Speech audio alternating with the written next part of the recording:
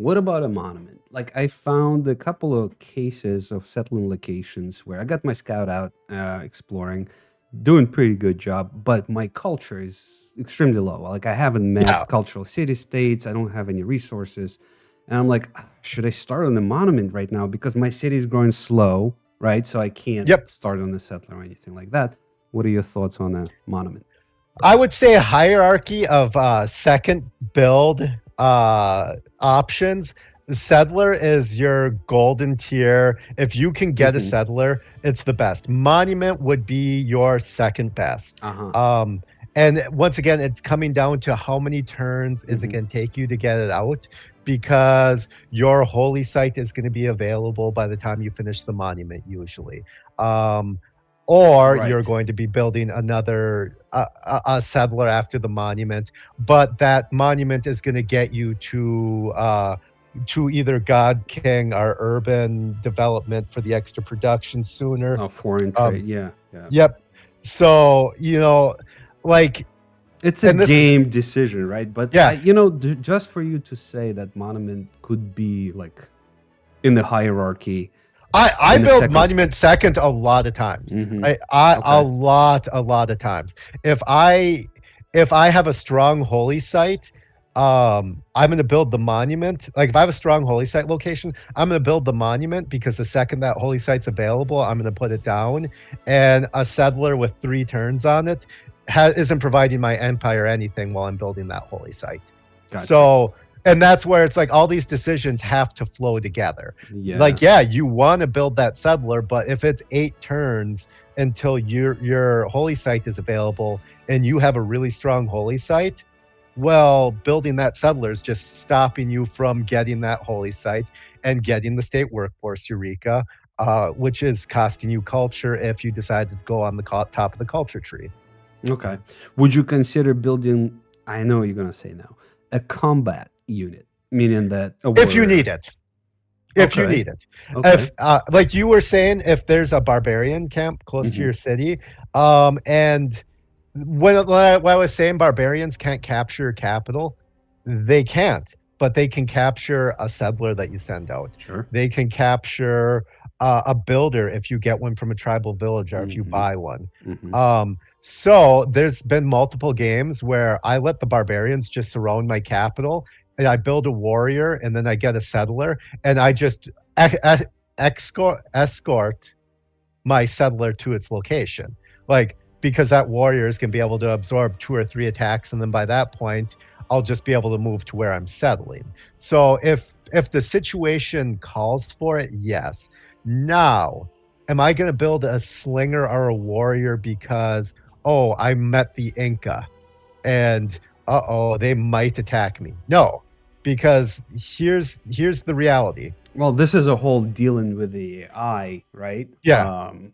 Strategy Yeah. and also mastery of that allows you to develop so well Yeah. in the ancient era, and that is something Well, I feel like that is a whole other conversation, to be Well, honest. but here's the point I'm going to make Mm, is, if let's say you build a slinger or a warrior, you know what that doesn't change? That doesn't change your combat score enough that right, the AI cares. right, Like, you need so many units to match their 6 warriors. yeah. So And the if you way you build achieve it, right? The way you personally achieve it is you raise some gold and levy some units. I feel exactly. like that's what you do. But that's what I'm saying is, if you're buying units because you're scared Mm, of being attacked, realize that those units aren't doing what you think they're doing. mhm, They're not making the AI want to attack you less. The mhm. reason you're not being attacked is because the AI generally doesn't go to war that often, even in the early game. Like, it happens. Like, I'm not saying that the AI doesn't attack, but it does not happen as much as the average player thinks.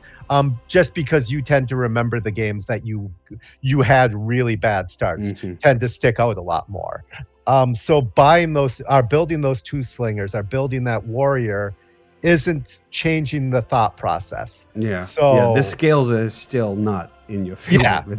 Yeah, absolutely. And that's why you have So to deal with it asymmetrically, right? Not exactly. trying to build unit. Okay. So, and that's why both Slinger and Warrior, I'm hotter on the Slinger because there is the archery Eureka, Yep. and because a Scout and a Slinger is like the best combination to take out Mhm. early barbarian camps. Mhm. Like you, Watch the video that Soger yeah, has on his channel. Yep. But like in that scenario, I would build a slinger if there's a camp close by. That's a very viable build, but I wouldn't build it for a defensive reason, is I guess what I'm saying. I would build it because I'm going to take out this camp, or because I want to get the archery Eureka because I'm going domination. I would not be building it because, oh, I'm scared that Inca are close. Let me ask you this question. How many Yep. times the AI surprised you with an attack? In this Zero first times. turns. Yeah, 0 times in the last year. Why is that? Because they telegraph it. And this is why scouts are important. If I run into Scythia, I know that Scythia is an early domination civ.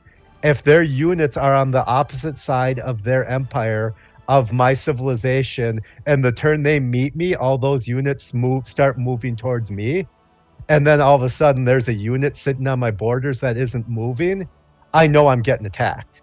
If there is an AI unit on your borders that isn't doing the city-state shuffle where it moves one tile to the left and then one tile to the right, they're attacking you.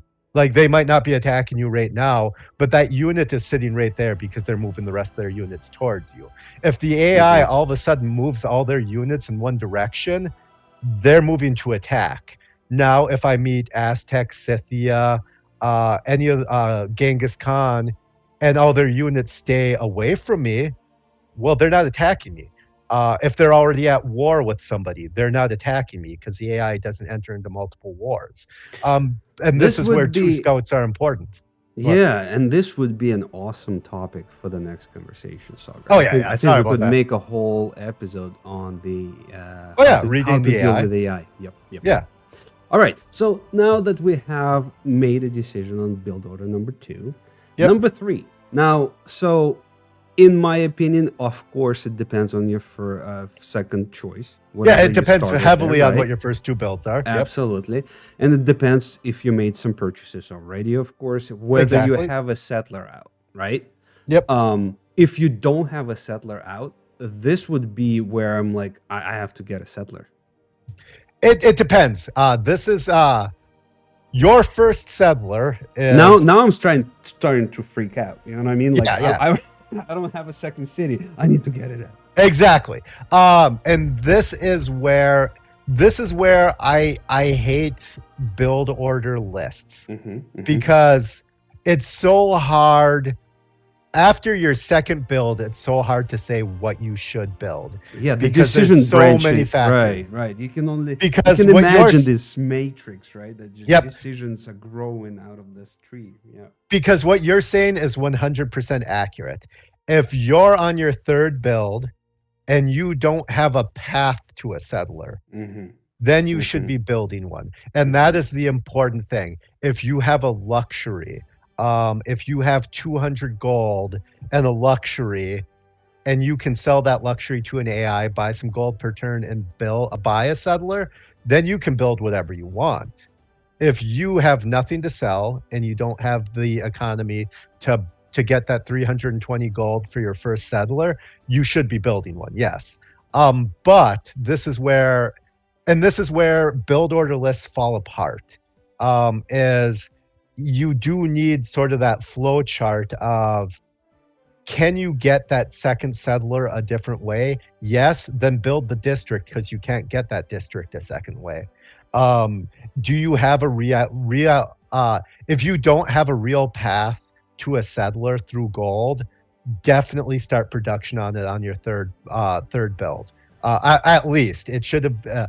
If you would hope that you'd have it by your third build, if that makes sense. If you do have a path gold wise to a settler, build that district. Whether it be and what we're trying to do here, right? Like when you say the build order lists fall apart, like so many things in Civ, right? Any list will fall apart. But you're trying to achieve certain goals, right? Exactly. Like we said, like you need to explore, so you definitely need a scout on a normal Yep. map. You need to expand. You need to build some cities, so you need settlers one way or the other, right? Yep. To your point, and it's just learning how to achieve those goals, and it just comes with experience most of the time. But watching Soger again, I think it's gonna give you some insight. Yeah. And a goal I want to add for what you want to accomplish in the ancient era is you want at least one district finished of your main district of your first district. And your two choices are holy site or campus. Uh, Hmm. if you're going domination, you should be going campus. If you're doing literally any other victory type, it should be holy site. That if you're playing for absolute perfection. Now, I'm not going to say that you have to go holy site every single time. There's variety, but if you're going for absolute best case scenario, even a science game, it's going to pay off a lot more to go holy site first than campus. But you're going to want at least one district finished for what you're focusing on, and another one started, and it should be pretty close to finished, which is a harder thing, but that is super important because you need to get stuff accomplished. And this is where I was saying you want to, if you don't have a path to buy the settler, you want to be building the district because you don't have another way to get it. Yields win games, and you need districts to get yields. So yeah. And here you go, ladies and gentlemen. This is actually the end of our episode where we went through the build order and Soger took it apart and explained the logic and the decision making behind it. Ultimately, you just want to reach those goals that we have discussed. Now, if you have any questions, please comment. This is a format that we're probably going to continue based on your feedback. Soger, do you have anything to add? No, I just really enjoyed talking to you over this.